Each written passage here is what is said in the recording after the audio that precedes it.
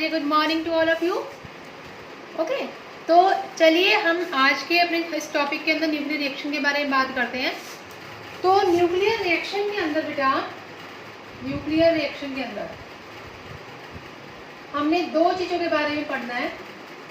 एक है हमारे पास फिजन और एक होता है हमारे पास फ्यूजन। क्या क्या चीज़ बता रही हूँ आपको? फिजन और फ्यूजन। जो मैंने आपको एग्जांपल बताया था हिरोशिमा और नागासाकी वाला, उसमें मैंने आपको बताया था कि वहाँ पे हैवी न्यूक्लियाई न्यूट्रॉन के साथ टकरा के वो किस में कन्वर्ट हो जाते हैं, अदर न्यूक्लियाई में कन्वर्ट होते हैं, रेडिएक्टिव न्यूक्लियाई में कन्वर्ट होते हैं, और साथ में उतने ही अमाउंट ऑफ न्यूट्रॉन्स वो क्या करते हैं, रिलीज करते हैं। तो यहाँ पर हम जो बात करें न्यूक्लियर फिजन का, फिजन का मतलब होता है बेटा हैवी न्यूक्लियस को स्प्लिट करवाना स्मॉलर न्यूक्लियाई के अंदर, और वो स्मॉलर न्यूक्लियाई क्या रिलीज करेगा, एक ह्यूज अमाउंट ऑफ एनर्जी को रिलीज करेगा। तो सबसे पहले हम बात करेंगे हमारे फिजन की, ठीक है। जैसे कल एग्जांपल आपको एक मैंने और बताया था यूरेनियम का, ठीक है, 92 235, ये इसका क्या होता है, आपका एटॉमिक नंबर और मास नंबर होता है, प्लस न्यूट्रॉन एक के साथ बम्बार्ड करवाया। बम्बार्ड का मतलब क्या होता है, टकराना, ठीक है। अब ये जब आपस में टकराएंगे तो ये क्या रिलीज करेंगे, एक तो बेरियम रिलीज करेंगे। बेरियम का एटॉमिक नंबर कितना होता है, 56 एंड 141, इसका मास नंबर, प्लस क्रिप्टॉन निकलता है। क्रिप्टॉन का हो गया आपके पास 36 और 92, प्लस कितने न्यूट्रॉन रिलीज होते हैं, 3 न्यूट्रॉन्स रिलीज होते हैं, ठीक है। इस रिएक्शन को हम क्या बोलते हैं, चेन रिएक्शन बोलते हैं। साथ में कुछ अमाउंट ऑफ एनर्जी रिलीज होती है, और वो एनर्जी हम अप्रॉक्सीमेट मान के चलते हैं 200 मेगा इलेक्ट्रॉन वोल्ट। अगर याद हो जाए तो ठीक है, नहीं याद हो तो कोई दिक्कत नहीं है, ठीक है, कि energy much amount of energy release होती है इसके अंदर। अब क्या हुआ, जब ये चेन रिएक्शन आई हमारे पास, तो वो चेन रिएक्शन भी दो टाइप की थी। कितने टाइप्स की थी बेटा, चेन रिएक्शन भी दो टाइप की। हमें चेन रिएक्शन मिली कितने टाइप की, दो टाइप की चेन रिएक्शन मिली। पहली चेन रिएक्शन थी हमारे पास बेटा कंट्रोल्ड, और जो सेकेंड थी दैट इज अनकंट्रोल्ड। एक तो था जिसको हम क्या कर सकते हैं, कंट्रोल कर सकते हैं, और एक था हमारे पास जो अनकंट्रोलेबल हो। अनकंट्रोलेबल में तो आपका प्रिंसिपल ऑफ एटम बॉम्ब आ जाता है, ठीक है, रिप्रोडक्शन फैक्टर आ जाता है, ये दो चीज़ें आती हैं। मैं क्या बता रही हूँ, जब चेन रिएक्शन आई हमारे पास, चेन रिएक्शन, वो चेन रिएक्शन थी बेटा टू टाइप्स की, दो टाइप की। एक था आपके पास कंट्रोल्ड रिएक्शन, कंट्रोल्ड, और एक था आपके पास अनकंट्रोल्ड। अनकंट्रोल्ड में तो हमने किस चीज़ के बारे में पढ़ लेते हैं, प्रिंसिपल ऑफ एटम बॉम्ब, क्योंकि एटम बॉम्ब को कंट्रोल करना बहुत मुश्किल है। प्रिंसिपल ऑफ एटम बॉम्ब, ठीक है। लेकिन कंट्रोल्ड के केस में हमारे पास क्या आता है जिससे हम कंट्रोल कर सकते हैं, दैट इज न्यूक्लियर रिएक्टर। क्या आता है आपके पास, न्यूक्लियर रिएक्टर। और न्यूक्लियर रिएक्टर में भी बहुत सारी चीज़ें होती हैं जिसको हम कंट्रोल में ला सकते हैं। और वो रिएक्शंस कौन सी होती हैं न्यूक्लियर रिएक्टर्स के अंदर, किसी को आइडिया है न्यूक्लियर रिएक्टर का? कल बताया था मैंने आपको न्यूक्लियर रिएक्टर में क्या क्या चीज़ होती है। देखिए, इसके अंदर होता है, सबसे पहला आता है आपका फ्यूल। फ्यूल कौन सा लेते हैं हम, या तो यूरेनियम लेते हैं या फिर प्लूटोनियम ले लेते हैं, ठीक है। यूरेनियम 235 या फिर प्लूटोनियम किससे करते हैं, PU से करते हैं, प्लूटोनियम 239 ये ले लेते हैं, ठीक है। उसके बाद इसमें और क्या हो सकता है कंट्रोल्ड न्यूक्लियर रिएक्टर के अंदर, मॉडरेटर्स आते हैं। मॉडरेटर का काम क्या होता है बेटा, मॉडरेटर क्या करते हैं, मॉडरेटर में क्या होता है, हैवी वाटर होता है जो क्या करता है, कंट्रोल में करता है। जो हैवी न्यूक्लियाई के पार्टिकल्स आ रहे हैं, हैवी रेडियो एक्टिव एलिमेंट्स आ रहे हैं, वो क्या करते हैं, इस मॉडरेटर में जाकर स्लो डाउन हो जाते हैं, ठीक है। और इसके अंदर क्या क्या लाई करता है, इसके अंदर होता है बेटा आपका ग्रेफाइट या फिर हैवी वाटर। कल बताया था D2O, हैवी वाटर, ठीक है बेटा। उसके बाद आता है आपका कंट्रोल रोड्स। उसके अंदर कंट्रोल रोड्स होते हैं जो कैडमियम के होते हैं, कंट्रोल रोड्स, ठीक है, किसके बने होते हैं, कैडमियम के, okay. Next is the coolant. Next होता है आपके पास कूलेंट।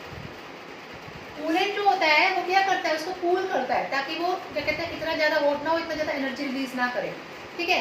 उस कूलेंट के अंदर क्या होते हैं आपके प्रेजेंट, नाइट्रोजन और सोडियम। इनकी वजह से क्या होता है, वो कूलेंट जो है जैसे अभी अगर आपको याद हो तो हम अपने व्हीकल्स में भी डालते हैं कूलेंट, ताकि जो हमारा व्हीकल है वो गर्म ना हो इतना। तो कूलेंट डालना सही रहता है ताकि जितने भी एनर्जी से अगर वो कोई भी रेडिएक्टिव एलिमेंट आ रहा है उसको हम स्लो डाउन कर सकें। ठीक है, उसके लिए हम क्या यूज़ करते हैं बेटा? कूलेंट यूज़ करते हैं। क्या यूज़ करते हैं? कूलेंट। ठीक है, and the last one is known as the shield. एक शील्ड होती है, ऊपर से उसके एक कवरिंग होती है। वो क्या करती है शील्ड? वो किसकी बनी होती है? एल्यूमिनियम का चैम्बर होता है, एल्यूमिनियम की बनी होती है, ताकि हार्मफुल रेडिएशंस अंदर से बाहर ना जा सके।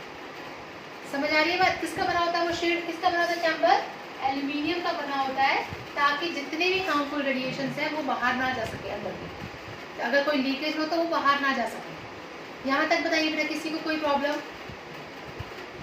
बताइए बेटा, any problem up to here? Okay. इसके अलावा जो हमारे अनकंट्रोल्ड में था, मैंने आपको कल मल्टीप्लिकेशन फैक्टर बताया था या रिप्रोडक्शन फैक्टर बताया था। वो रिप्रोडक्शन फैक्टर क्या था? दैट इज के। कल दिखाया गया था आप लोगों को कि अनकंट्रोल्ड के केस में हमारे पास एक और चीज लाई करती है, दैट इज रिप्रोडक्शन फैक्टर। और रिप्रोडक्शन फैक्टर को डिनोट करते हैं बेटा के से। K is known as a reproduction factor. Reproduction factor क्या होता है? Number of neutron produce to the number of neutron absorb. कितने नंबर ऑफ प्रोड्यूस हुए और कितने नंबर ऑफ एब्जॉर्प्शन हुई न्यूट्रॉन्स की, उस दोनों का रेशो को हम क्या बोलते हैं? रिप्रोडक्शन फैक्टर बोलते हैं। ठीक है, अगर k की वैल्यू, अगर इस k की वैल्यू, तीन चीजें होती हैं, k की वैल्यू 1 का होना, ग्रेटर देन 1 का होना और लेस देन 1 का होना। ठीक है, अगर इस k की वैल्यू 1 के इक्वल होती है, ठीक है, 1 के इक्वल होती है, तो इट मीन्स एब्जॉर्प्शन और प्रोडक्शन सेम हो रही है। जितनी अमाउंट ऑफ एब्जॉर्प्शन होगी न्यूट्रॉन्स की, उतनी ही अमाउंट ऑफ एब्जॉर्प्शन और प्रोडक्शन होगी। ठीक है, इट मीन्स यहाँ पर एब्जॉर्प्शन और प्रोडक्शन दोनों कैसे हैं? सेम है। और जब ये दोनों सेम होते हैं तो उसको बोलते हैं क्रिटिकल कंडीशन। क्या बोलते हैं उसको? हम क्रिटिकल कंडीशन बोलते हैं। अगर k इज लेस देन 1 होता, k लेस देन 1 का मतलब क्या है? कि यहाँ पर एब्जॉर्प्शन ज़्यादा हो रही है न्यूट्रॉन की और प्रोडक्शन क्या हो रही है? कम हो रही है। ठीक है, इस तरह की कंडीशन को बोलते हैं हम सब क्रिटिकल। क्या बोलते हैं? सब क्रिटिकल। ठीक है, और अगर k इज ग्रेटर देन 1 है, k इज ग्रेटर देन 1 में क्या होगा आपके पास? एब्जॉर्प्शन मिनिमम होता है और प्रोडक्शन क्या होता है बेटा? मैक्सिमम होता है। और इस तरह की कंडीशन को बोलते हैं अनकंट्रोल्ड कंडीशन, जहाँ पर प्रोडक्शन ज़्यादा हो। अगर प्रोडक्शन ज़्यादा हो गई तो इट मीन्स क्या होगा? डिस्ट्रक्शन ज़्यादा हो जाएगी, और अगर डिस्ट्रक्शन ज़्यादा होगी तो हार्मफुल जो रेडिएशंस है वो रिलीज कर जाएंगी, और रिलीज करने के बाद वो आसपास के एरिया में क्या कर देंगी? It will cause a destruction. बताइए यहाँ तक किसी को कोई प्रॉब्लम? बताइए बेटा, न्यूक्लियर फ्यूजन का पार्ट है ये सारी चीजें। पक्का सबको समझ आ गया? Yes ma'am. ओके, ठीक है। उसके बाद जो लास्ट था that is a nuclear fusion part. Fusion part तो इसका जस्ट अपोजिट ही है, इसमें ऐसा कुछ ऐसा सच नहीं है। जस्ट फ्यूजन का मतलब क्या है? फ्यूजन का मतलब होता है जिसमें स्मॉलर न्यूक्लियाई क्या करती हैं? क्या करती है स्मॉलर न्यूक्लियाई? फ्यूज करके क्या कर देती हैं? एक हैवी न्यूक्लियाई बना देती हैं। ठीक है, उसको क्या बोलते हैं? हम न्यूक्लियर फ्यूजन बोलते हैं। जैसे अगर मैं इसका यूरेनियम वाला जो भी मैंने आपको बताया था, रिएक्शन बताई थी, उसको मैं अपोजिट कर दूँ तो वो क्या बन जाएगा? न्यूक्लियर फ्यूजन बन जाएगा। जैसे फॉर एग्जांपल यहाँ पे भी है 1H1 प्लस 1H1, ये क्या है? प्रोटियम है, ऐसे लिख सकते हैं। ये क्या देगा? फ्यूज करके 2H1 देगा आपके पास, ठीक है, प्लस पॉजिट्रॉन देगा, E प्लस पॉजिट्रॉन होता है, ठीक है, कुछ अमाउंट ऑफ क्या देगा? एनर्जी रिलीज करेगा 0.42 मेगा इलेक्ट्रॉन वोल्ट, ठीक है, और कुछ न्यूट्रिनो, ये न्यूट्रिनो का सिंबल होता है न्यू, न्यूट्रिनो बोलते हैं इसको, ठीक है, ये कुछ अमाउंट ऑफ एनर्जी भी रिलीज कर देगा और न्यूट्रिनो देगा। तो ये आपके क्या है? This is the nuclear fusion, कि फ्यूज होकर इसने क्या बना दिया? एक हैवियर न्यूक्लियर बना दिया। इसको क्या बोलते हैं? न्यूक्लियर फ्यूजन बोलते हैं, ठीक है। जैसे फॉर एग्जांपल एक और एग्जांपल ले लेते हैं, He का ले लेते हैं, 3He2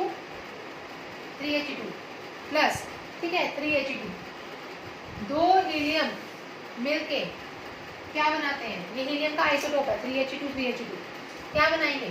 4He2 बनाएंगे प्लस, और क्या बनाएंगे आपके पास?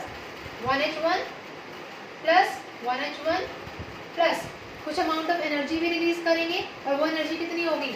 12.86 मेगा इलेक्ट्रॉन वोल्ट। आप देख सकते हैं कि एक हैवियर दो उसने न्यूक्लियर ने फ्यूज करके क्या बना दिया, एक हैवी न्यूक्लियाई को दे दिया, प्रोडक्शन कर दी हैवी न्यूक्लियाई की।